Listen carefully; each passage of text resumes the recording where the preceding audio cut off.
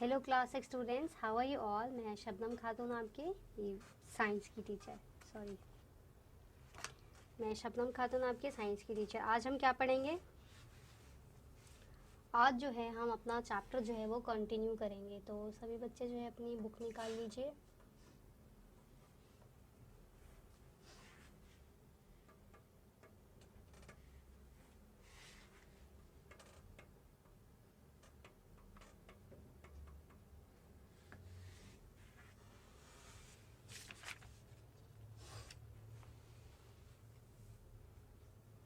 Book निकाल ली सबने? ठीक है, फाइन। देखिए हम आज कहाँ से स्टार्ट करेंगे। आज हम टेम्परेचर, पेज नंबर 67 पे जो टेम्परेचर है, पॉइंट नंबर 2 टेम्परेचर, हम वहाँ से स्टार्ट आज करेंगे। ठीक है,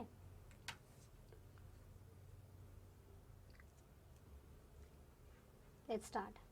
the measure of degree of hotness is called temperature. ठीक है, तो टेम्परेचर की डेफिनेशन आपको गिवन है कि degree of hotness is called temperature. It also affects various activities of living organisms. बहुत सारी जो एक्टिविटीज जो हो रही है, बहुत तरीके की लिविंग ऑर्गेनिजम्स पर इसका बहुत इफेक्ट होता है। The variation in the temperature of earth surface is caused by variation of sunlight which heats up the surface. Different plants and animals depend on the hotness of habitat differently. ठीक है, different जो plants होते हैं और animals होते हैं वो जो है डिफरेंट जो है अपने तरीके से जो है वो डिपेंड करते हैं हॉटनेस पे of habitat. Plants and animals adapt themselves to suit their habitats by making certain modifications either to their body or to their livelihood. ठीक है, तो क्या करते हैं प्लांट्स और एनिमल्स, क्या करते हैं अपने आप को सबसे पहले तो एडजस्ट करते हैं, अडेप्ट करते हैं उनके उस हैबिटेट में। ठीक है, और फिर क्या करते हैं वो नहीं हो पा रहे होते तो कुछ ना कुछ वो मॉडिफिकेशंस करते हैं उसमें, या फिर तो अपने बॉडी पर या फिर अपने लाइवलीहुड पर। ठीक है, next page. The regions where fall of rain is low convert to deserts. जहाँ ऐसे रीजन्स जहाँ पर जो है रेनफॉल जो है वो बहुत ज़्यादा लो है, that is deserts. The plants growing in these deserts which are hot and dry. ठीक है, प्लांट्स जो है यहाँ पे जो ग्रो होते हैं डेजर्ट्स में, that are hot and dry, are called xerophytes. ठीक है, उनको क्या कहते हैं? Xerophytes. Whereas desert animals are called xerocoles. ठीक है, उनको क्या कहते हैं? जीरोकॉल्स, डेजर्ट एनिमल्स को। The habitat made by hot and dry conditions with scarcity of water is called xeric habitat. ठीक है, तो हैबिटेट कहाँ का? हॉट एंड ड्राई कंडीशंस जहाँ पे वाटर की स्कासिटी हो, कमी हो, क्या कहते हैं उसको? xeric habitat. Some of the plants found in deserts have a long and extensive root system with roots going to deep in the soil in search of water. देखिए कुछ ऐसे प्लांट्स हैं जो कि डेजर्ट्स में जो कि नज़र आते हैं, उनके क्या होते हैं? बहुत ही लॉन्ग और एक्सटेंसिव रूट सिस्टम होता है जिसमें कि रूट्स जो है बहुत ज़्यादा अंदर डीप में जाती है पानी को ढूंढने के लिए। The leaves and stems of some plants become thick to store water. ठीक है, तो जो लीव्स होते हैं और कुछ प्लांट्स के जो स्टेम्स होते हैं वो क्या हो जाते हैं? थिक हो जाते हैं to store water. For example agave and ओपुटनिया plants have very thick leaves. ठीक है, तो इनके कैसे लीव्स होते हैं? बहुत ज़्यादा थिक लीव्स होते हैं। Their stems are spongy due to storage of water, और इनके स्टेम्स जो है वो स्पॉन्जी होते हैं because of water.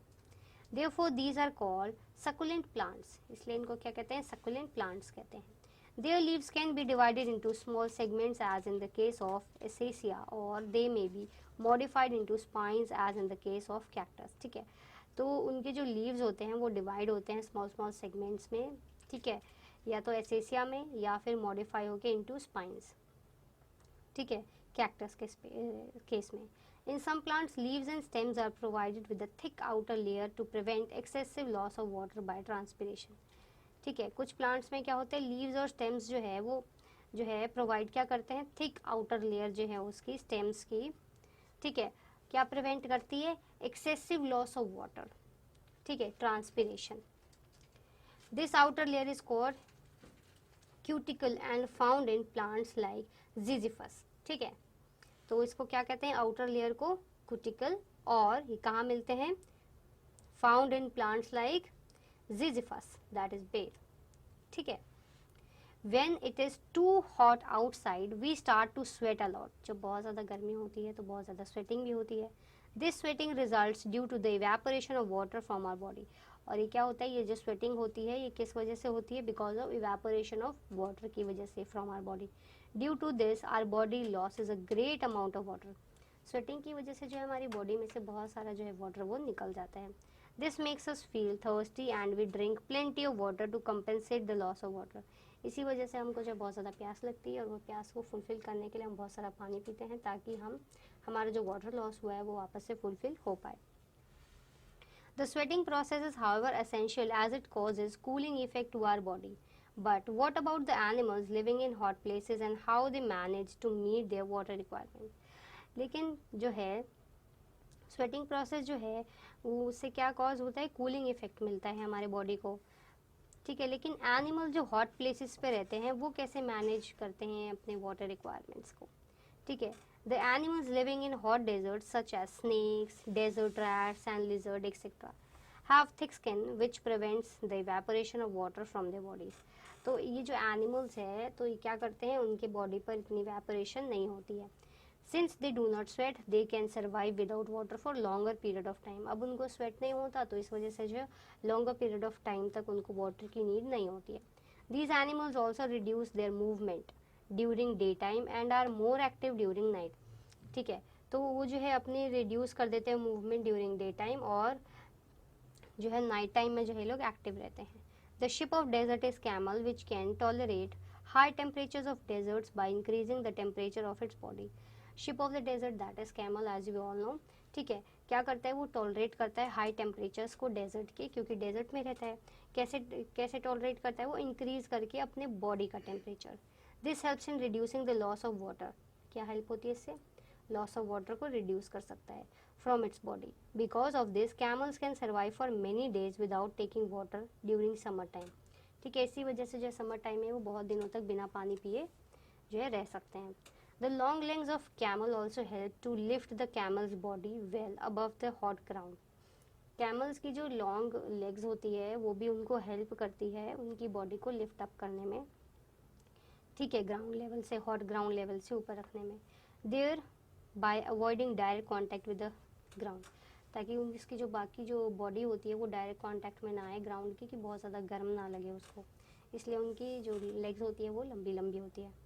Contrary to deserts in hilly areas, life becomes slow during winter. ठीक है, अब किसके कॉन्ट्ररी में बात हो रही है यहाँ पे? डेजर्ट के, क्या? हिली एरियाज की, कि वहाँ पे क्या हो जाता है? स्लो हो जाता है during winter. During the winter season birds ruffle their feathers to do muscular exercise to warm up their bodies. क्या करते हैं वो विंटर सीजन में? रफल देयर फेदर्स, फेदर्स को रफल करते हैं। और जैसे कि यहाँ पे पिक्चर गिवन है आपको, बर्ड्स रफलिंग इट्स फेदर्स। ठीक है, ऐसे रफल करते हैं, वो एक्सरसाइज होती है, मस्कुलर एक्सरसाइज होती है to warm up their bodies. Animals found in cold places like walrus, seals, polar bears, penguins, etc. have thick skins and furs. This protect them from cold climate.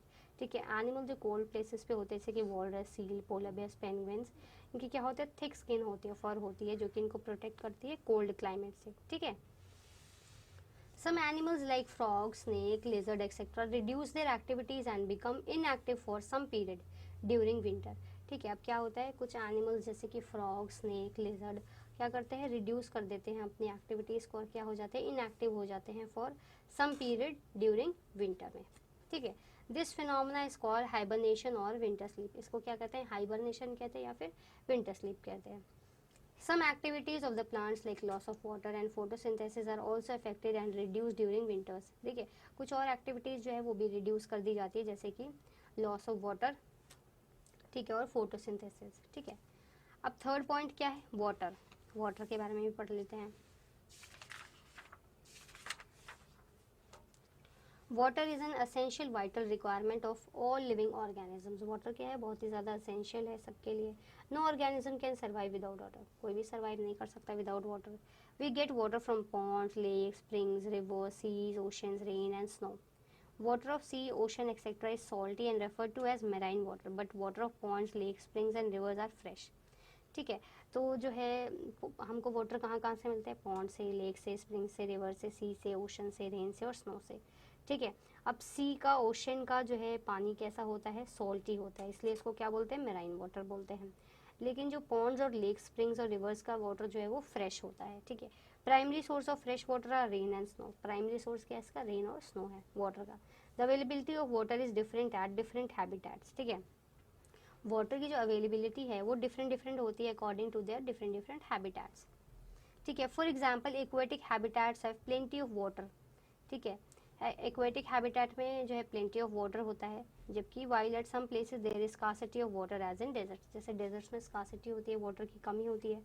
The plants living in these habitats also differ. ठीक है। अब जो वहाँ पे जो plants रह रहे होते हैं उनमें भी जो है डिफरेंट डिफरेंट जो है वो आते हैं, डिफर करते हैं वो एक दूसरे से। These organisms are well adapted to live in their own habitat. ठीक है। तो जो ऑर्गेनिजम्स जो वहाँ पे जो रहते हैं वो उसी को जो है अडेप्ट कर लेते हैं। ठीक है। अब जिस भी हैबिटेट में वो रह रहे हो उसको वो अडेप्ट कर लेते हैं। The characteristic feature of aquatic habitat are, number 1 is abundance of water, number 2 is abundance of mineral and gases dissolved in water. ठीक है। The environmental factors also influence the distribution of water among different organisms. For example, water from soil reaches up to the top of even all trees, tall trees. There are many functions of water which make it very useful for the living organisms. These functions are, देखिए इसके जो environmental factors होते हैं वो भी influence करते हैं distribution of water को। ठीक है। एग्जाम्पल दिया इसमें कि water from soil reaches up to और top to even tall trees. ठीक है। टॉल ट्रीज तक भी जाते हैं वो लोग। There are many functions of water which make it very useful for the living organism. ठीक है। और भी बहुत सारे फंक्शन है वाटर के जो कि क्या हो जाते हैं, यूजफुल हो जाते हैं लिविंग ऑर्गेनिजम्स के। फंक्शंस अब नीचे लिखे हैं। These functions are, properties of water help the organisms to grow and survive. It helps in the transportation of materials in the bodies of living organisms. Water is a transparent liquid which allows easier penetration of light. ठीक है। तो ये इसके क्या थे, तीनों इसके functions थे. We know that heating and cooling of water are slow as compared to air. आपको पता ही होगा कि heating और cooling of water क्या होता है, slow होता है as compared to air. This helps the organism to adjust to the climate changes. इससे क्या होती है, इससे उनको हेल्प मिलती है क्लाइमेट चेंज पर अपने आप को एडजस्ट करने के लिए. Water also dissolve gases like carbon dioxide and oxygen. Water क्या है, डिजॉल्व करती है गैसेज. कौन कौन सी, carbon dioxide and oxygen. The dissolution of amount of these gases however varies with depth in water bodies like ponds, lakes, rivers, oceans and seas. ठीक है. तो इसका जो डिसोल्यूशन होता है, जो भी किसका, अमाउंट ऑफ दीज गैसेज का डिसोल्यूशन, ठीक है, वो भी वेरीज करता है किसमें, डेप्थ ऑफ वाटर में. ठीक है. जैसे कि पॉन्ड्स का, लेक्स का, रिवर्स का, ओशंस का और सीज का. The water below the ice in frozen lakes, oceans and other water bodies remains in the liquid form which enables the organisms to survive in it even during severe winter. ठीक है. जो water होता है below the ice, frozen lakes में, ठीक है, oceans में और अदर वाटर बॉडीज में क्या होता है, वो रिमेन्स किस में रहती है, वो लिक्विड फॉर्म में रहती है. ठीक है. Which enables the organism to survive even in during severe winter में भी. You might have seen plants growing in a pond. आपने भी देखा होगा प्लांट्स को ग्रो करते हुए पॉन्ड में. Plants like hydrilla, water lily, water hyacinth, lotus etcetera grow in fresh water. ठीक है. तो ये सारे प्लांट्स जो है ये फ्रेश वाटर में ग्रो करते हैं. These plants are either fully submerged और पार्शियली इन वाटर. ठीक है. या तो वो फुली सबमर्ज्ड होते हैं या फिर वो पार्शियली सबमर्ज्ड होते हैं. For example hydrilla, vallisneria, water lily and lotus are submerged in water. ठीक है. तो ये प्लांट्स क्या है, ये सबमर्ज्ड होते हैं वाटर में. Plants in water can be either freely floating like lemna, pistia etcetera, or rooted in muddy soil like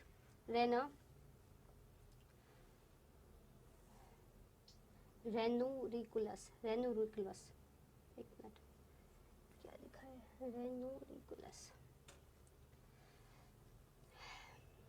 रेनुरिकुलस. ठीक है. तो प्लांट्स जो है वाटर में या तो वो फ्रीली फ्लोटिंग भी हो सकते हैं जैसे कि Lemna, pistia etcetera, or rooted in muddy soil में भी हो सकते हैं. ठीक है. नेक्स्ट क्या है, all the plants mentioned above are called hydrophytes. इनको क्या कहते हैं, हाइड्रोफाइट्स कहा जाता है. आपको जो है पिक्चर्स भी आपको जो है फ्लावर्स की जो है यहाँ पर गिवन है. These plants have certain characteristics which enable them to live successfully in water. ठीक है, इनके पास कुछ ऐसे स्पेशल से कैरेक्टरिस्टिक्स होते हैं जो कि उनको वहाँ पे रहने में जो है उनको हेल्प करते हैं वाटर में. सम ऑफ दीज कैरेक्टरिस्टिक्स आर, वो कैरेक्टरिस्टिक्स क्या है नीचे यहाँ पे लिखे हुए हैं पिंक कलर से. देखिए, plants having floating leaves have vaccine coating on the upper surface of leaves. ठीक है, तो इनकी वैक्सी कोटिंग होती है लीव्स पर. Air is stored in the stem and petioles. This gives buoyancy to plants whereby they float. ठीक है, वो एयर जो होती है स्टेम में और पेटियोल्स में, इस वजह से क्या होते हैं उनकी बियॉन्सी होती है और वो फ्लोट कर पाते हैं पानी पे. ठीक है, नेक्स्ट क्या है, these plants have long slender spongy and flexible stems to resist strong water currents. ठीक है, वो कैसे होते हैं प्लांट्स, लॉन्ग होते हैं, स्लेंडर होते हैं, स्पॉन्जी होते हैं और फ्लेक्सिबल स्टेम होती है उनके पास. क्या रेजिस्ट करने के लिए, स्ट्रॉन्ग वाटर करेंट्स को रेजिस्ट करने के लिए. Last is submerged parts of these plants are covered with mucilage or mucus which protects the plants from the rotting effect of water. ठीक है, सबमर्ज्ड जो प्लांट्स होते हैं, पार्ट्स के प्लांट्स के, वो क्या होते हैं, वो कवर्ड होते हैं किससे, म्यूकस से या फिर तो म्यूकुलस से, जो कि प्रोटेक्ट करते हैं प्लांट्स को रॉटिंग इफेक्ट से बचने के लिए. ठीक है, पानी से. कहाँ से था, नेक्स्ट है, the aquatic habitat also includes microscopic plants like floating plants like algae and seaweeds. ठीक है, these are called phytoplankton. ठीक है, एक्वेटिक हैबिटेट जो है वो क्या क्या इंक्लूड करता है, माइक्रोस्कोपिक प्लांट्स भी जो है इंक्लूड करता है जो कि फ्लोट करते हैं. ठीक है, जैसे कि एल्गे का यहाँ पे है और सीवीड्स का यहाँ पे एग्जाम्पल गिवन है, उसको क्या बोलते हैं, फाइटोप्लैंक्टन बोलते हैं. Aquatic habitats also have some microscopic animals which are mostly eaten by fish. ठीक है, तो कुछ aquatic habitats भी होते हैं जो कि microscopic animals होते हैं. ठीक है, वो क्या होते हैं, eaten by fish, जो कि mostly जो है fish रहती है पानी में, तो fish जो है उनको खा लेती है. ठीक है, so these are called zooplankton. Most of the aquatic animals आकर इन द सी. ठीक है, तो मोस्ट आपको पता ही होगा जो एक्वेटिक एनिमल्स है वो तो ज़्यादातर जो है सी में ही रहते हैं. They are active swimmers such as fish, whales etcetera. कैसे स्विमर्स होते हैं ये बहुत ही ज़्यादा एक्टिव स्विमर्स होते हैं. Large number of sea animals are present in the bottom of the sea such as sea cucumber, corals, sea pen, starfish, sea urchins etcetera. ठीक है, तो ये सारे क्या है, इनके सी एनिमल्स जो है वो जो कि बॉटम में जो कि प्रेजेंट होते हैं, ये सारे एनिमल्स के नाम थे. ठीक है, now next is the special characteristics of plants and animals that enable them to successfully survive in a particular environment are called adaptation. देखिए, हर एक लिविंग ऑर्गेनिज्म के पास अपना अपना कुछ स्पेशल कैरेक्टरिस्टिक्स होते हैं. ठीक है, तो वही कैरेक्टरिस्टिक्स जो प्लांट्स के हैं और एनिमल्स के जो कि उनको एनेबल करते हैं, सक्सेसफुली सर्वाइव करते हैं किसी भी पर्टिकुलर एनवायरनमेंट में, उसको क्या कहते हैं, अडेप्टेशन कहते हैं. Thus, adaptation is the ability of living things to adjust themselves to their living surroundings. ठीक है,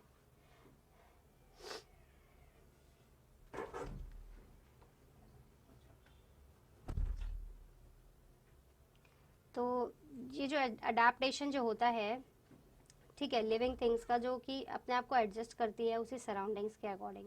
these adaptations are made by modification of a part or complete body of an organism that enables it to perform special functions and help it to face a particular environmental conditions. ठीक है, तो क्या होता है कि इनके पास जो है स्पेशल कैरेक्टरिस्टिक्स होती है. ठीक है, तो एडेप्टेशंस जो है उसमें क्या क्या करना पड़ता है, तो थोड़ा थोड़ा मॉडिफिकेशन करना पड़ता है. ठीक है, कुछ पार्ट या फिर तो अपनी पूरी की पूरी कंप्लीटली बॉडी को जो है करना पड़ता है. ठीक है, और क्या एनेबल होता है इससे, टू परफॉर्म स्पेशल फंक्शंस. ठीक है, and help it to face a particular environmental condition. और किस चीज़ में हेल्प करती है, किसी पर्टिकुलर एनवायरमेंटल फंक्शन कंडीशन के लिए. ठीक है, the modifications which occur due to particular condition of the habitat disappear with the removal of these condition. जो कि मॉडिफिकेशन जो भी वो करते हैं, ठीक है, ड्यू टू पर्टिकुलर कंडीशन, इस किसी एक कंडीशन की वजह से जो भी मॉडिफिकेशन होती है हैबिटेट की, वो डिसअपियर हो जाती है जैसे ही वो कंडीशन चेंज हो जाती है. ठीक है, आपका आज हम यहीं तक जो है पढ़ेंगे. यहाँ से हम आगे जो है स्ट्रीमलाइन बॉडी, ये सब जो है बॉडी कवरिंग, गिल्स, ये फिश का जो है ये सारी चीज़ें हम अपने लेक्चर नंबर 3 में जो है वो स्टार्ट करेंगे. ठीक है बच्चों, और आज आपका होमवर्क क्या होगा, होमवर्क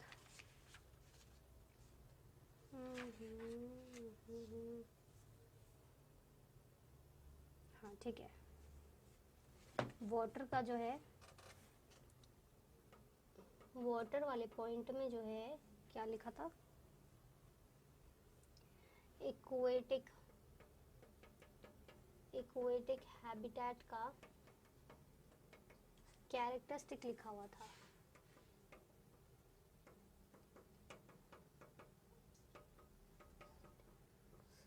ठीक है, तो एक्वेटिक हैबिटेट का कैरेक्टरिस्टिक्स जो है वो लिखे हुए हैं यहाँ पे पेज नंबर 69 पे,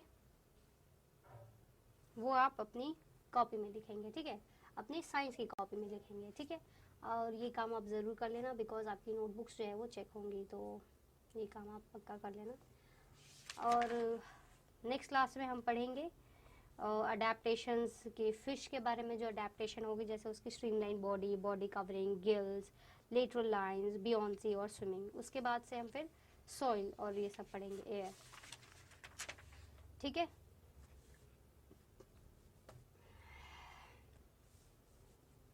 अपना होमवर्क आप साइंस की नोटबुक में ज़रूर कर लेना on time as well as in neat and clean handwriting. Now we will meet in our next lecture with the remaining portion of this exercise. Till then, bye and take care.